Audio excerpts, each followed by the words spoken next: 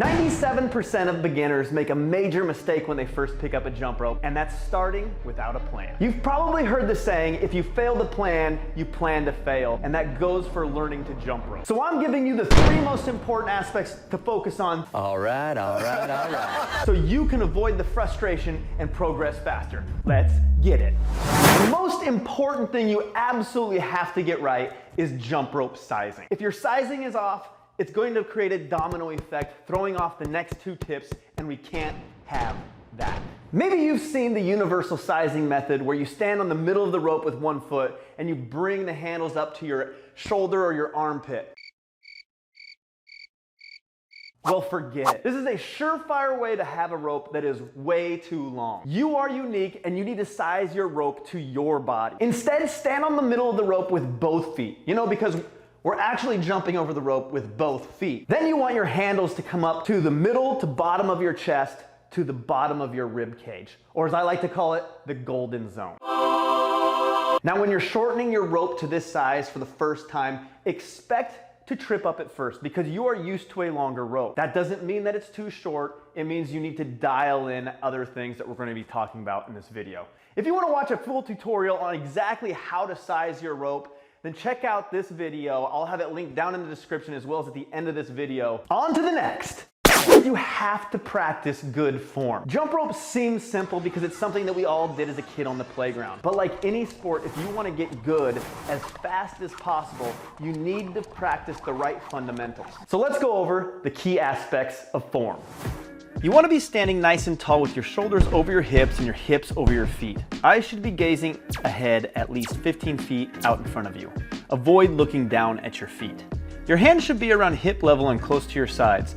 This is because your hips are typically right around the midpoint of your body, making for the same amount of rope passing below and above you. This will help you get the optimal sizing for your body. Avoid flaring your arms out to the side or pinning your elbows to your waist. This will force poor mechanics. I have seen and heard some so-called jump rope coaches tell people to pinch your shoulder blades together. This is wrong. Instead, pull your shoulders down, engaging your lats. This will strengthen your positioning.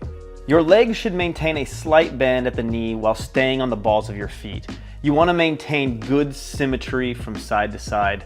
Watch for hands drifting up or out to the side. This takes conscientious practice. Okay, so we have dialed in our jump rope sizing, which has allowed us to get into proper jump rope form. Now let's cover some key jump rope techniques that beginners often get wrong. While jump rope includes jumping, it is in fact a low impact sport. That is because we're supposed to be jumping low to the ground.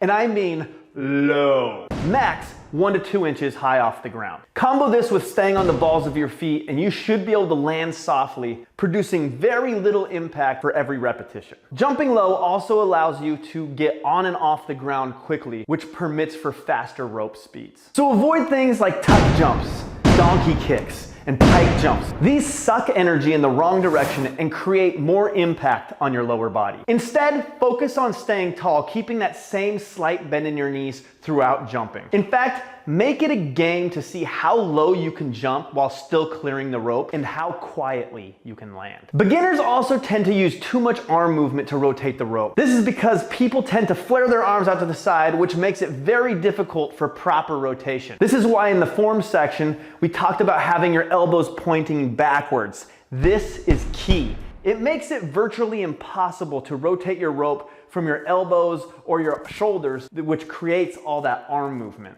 Your wrists are the driving force behind your jump rope, so make sure you're focusing on small wrist circles, keeping that rope tight, feeling it pulling the rope around your body the entire time. If you need to adjust your hand height for your rope length, do not flare your hands out to the side and lift them up. This is death.